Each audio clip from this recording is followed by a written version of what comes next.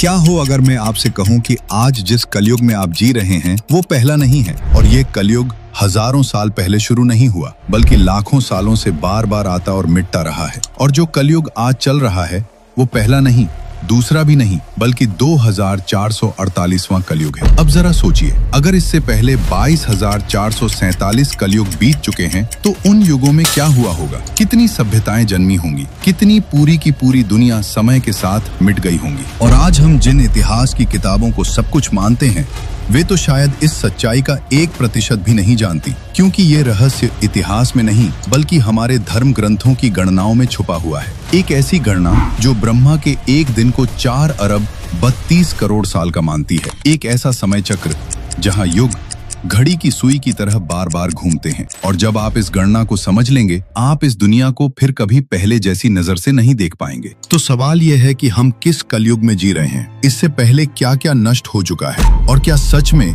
कलयुग का अंत हमारी सोच से कहीं ज्यादा करीब है? और क्यों हमारे धर्म ग्रंथों में कलयुग को सबसे महान युग बताया गया है? आज हम आपको समय की एक ऐसी गहराई में ले चलेंगे जो इंसानी इतिहास की सोच से भी कहीं ज्यादा पुरानी है। हम उन प्राचीन गणनाओं को खोलेंगे जो हमारे धर्म ग्रंथों में हजारों साल से मौजूद है। हम भगवान ब्रह्मा के पूरे गणित को समझेंगे और इस वीडियो के आखिर तक आप इस ब्रह्मांड को और इसमें अपनी मौजूदगी को एक बिल्कुल ही नई नजर से देखने लगेंगे। वीडियो शुरू करने से पहले आपसे एक छोटा सा निवेदन है कि कमेंट में जय श्री कृष्णा अवश्य लिखें और वीडियो को लाइक करके चैनल को सब्सक्राइब करें। दोस्तों, हमारा हिंदू धर्म कितना श्रेष्ठ है इसका पता इसके इतिहास के साथ साथ इसके भविष्य से भी चलता है। आज भी आपको हमारे हिंदू धर्म ग्रंथों में लाखों साल पुराना ज्ञान भी आसानी से मिल जाएगा। आज जो वैज्ञानिक महंगी महंगी सैटेलाइट से अंतरिक्ष के ग्रहों की दिशा और गुरुत्वाकर्षण बल का अंदाजा लगा रहे हैं, वो ज्ञान तो आज से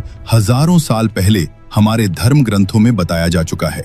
हालांकि यह बात भी सत्य है कि हमारे शास्त्रों का पूर्ण ज्ञान आज केवल 10% हिंदुओं को ही है, जबकि 90% हिंदू इसके बारे में कुछ भी नहीं जानते। ऐसा इसलिए होता है क्योंकि इसकी गणना काफी उलझी हुई है जिसे हम आसानी से समझ नहीं पाते। लेकिन हमारी ये वीडियो इस रहस्य को बड़ी सरल भाषा में उजागर करेगी। हम आपको इस ज्ञान को आसानी से समझने में सहायता करेंगे जो कि आज तक आपके लिए केवल एक रहस्य ही था। अगर आपको हिंदू धर्म के बारे में जरा सा भी ज्ञान है या आप इसे मानते हैं तो आपने 4 युगों के बारे में जरूर सुना होगा: सतयुग, त्रेता युग, द्वापर युग और कलयुग। हम बचपन से यही सुनते आए हैं कि आज हम कलयुग में जी रहे हैं। दरअसल युग सिर्फ आते जाते नहीं है, बल्कि ये एक लगातार चलने वाला चक्र है। जैसे घड़ी में 12 बजने के बाद समय रुकता नहीं बल्कि फिर से 1 बजता है, ठीक उसी तरह हर कलयुग के बाद दोबारा सतयुग आता है। हिंदू धर्म ग्रंथों के अनुसार समय के इस लंबे कालखंड में सबसे पहले आता है सतयुग।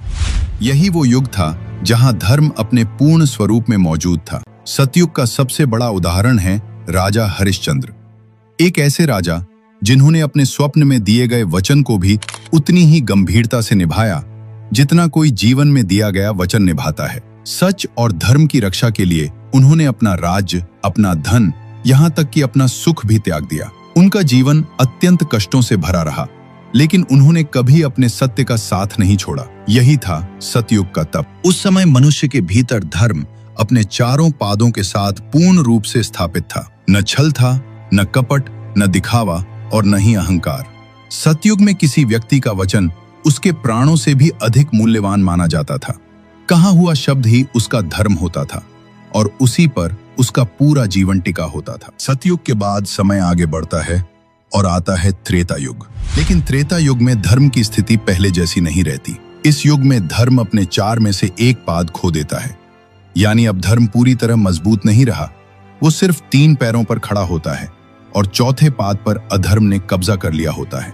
अगर इसे आसान भाषा में समझें तो त्रेता युग के मनुष्य के जीवन में करीब 25% अधर्म आ चुका होता है, जबकि 75% जीवन अभी भी धर्म के सहारे चलता है। यानी लोग धर्म को जानते हैं, मानते हैं, लेकिन कहीं न कहीं स्वार्थ, क्रोध और अहंकार उनके मन में जगह बनाने लगते हैं। त्रेता युग के बाद समय आगे बढ़ता है और आता है द्वापर युग। द्वापर युग में आकर धर्म और भी कमजोर हो जाता है। इस युग में धर्म केवल आधा ही रह जाता है और बाकी आधे हिस्से में अधर्म आकर मिल जाता है। यानी अब धर्म और अधर्म की ताकत लगभग बराबर हो जाती है। अगर इसे आसान भाषा में समझें तो द्वापर युग के मनुष्य के जीवन में 50% धर्म और 50% अधर्म होता है। अच्छाई और बुराई दोनों साथ साथ चलती हैं और इंसान हर कदम पर इनके बीच उलझा रहता है। इसी द्वापर युग में भगवान श्री कृष्ण ने जन्म लिया। जब अधर्म अपनी सीमाएं पार करने लगा तो श्री कृष्ण ने अधर्म का नाश किया और एक बार फिर से धर्म की स्थापना की। और आज जो युग चल रहा है वो है कलयुग। कलयुग के आते ही स्थिति पूरी तरह बदल जाती है। इस युग में अधर्म अपने 3 अंशों के साथ पूरे लोक पर हावी हो जाता है और धर्म केवल एक ही पात पर टिककर खड़ा रह जाता है। यानी साफ शब्दों में कहें तो धर्म के 4 पैरों में से 3 पर अधर्म का कब्जा हो चुका है और सिर्फ एक पैर पर खड़ा धर्म किसी तरह इस युग को आगे बढ़ा रहा है। हर युग के साथ साथ मनुष्य की आयु, बल और विवेक लगातार कम होते चले जाते हैं। सतयुग में मनुष्य जितना तेजस्वी, बलवान और स्थिर था, वो त्रेता युग में कुछ कम हो गया। त्रेता से भी कम हुआ द्वापर युग में और अब कलयुग में आकर ये सभी गुण और भी अधिक घट चुके हैं। अगर इसे बिल्कुल आसान भाषा में समझें तो कलयुग में मनुष्य के जीवन में करीब 75% अधर्म आ चुका है और केवल 25% जीवन ही धर्म के सहारे चलता है। यही है कलयुग की सबसे बड़ी सच्चाई, जहां धर्म कमजोर है लेकिन अब भी पूरी तरह समाप्त नहीं हुआ। हमें ये पता ही नहीं होता कि समय का पहिया कभी रुकता नहीं है, वो लगातार घूमता रहता है और उसी के साथ युग भी बदलते रहते हैं। हमारे शास्त्र बताते हैं कि इस पूरे ब्रह्मांड की रचना ब्रह्मा जी से हुई है, या यूं कहें कि ब्रह्म ही ब्रह्मांड है। निर्माता और रचना दोनों एक ही सत्य हैं। लेकिन एक गहरी सच्चाई ये भी है कि ब्रह्मा जी का भी जन्म हुआ है और एक दिन उनका भी अंत होगा।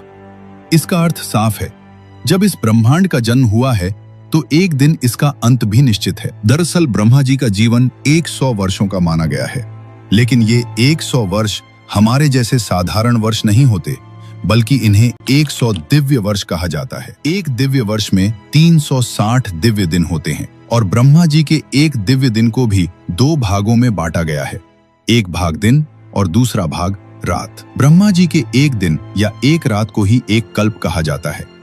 अब समझते हैं कि एक कल्प के अंदर समय कैसे चलता है।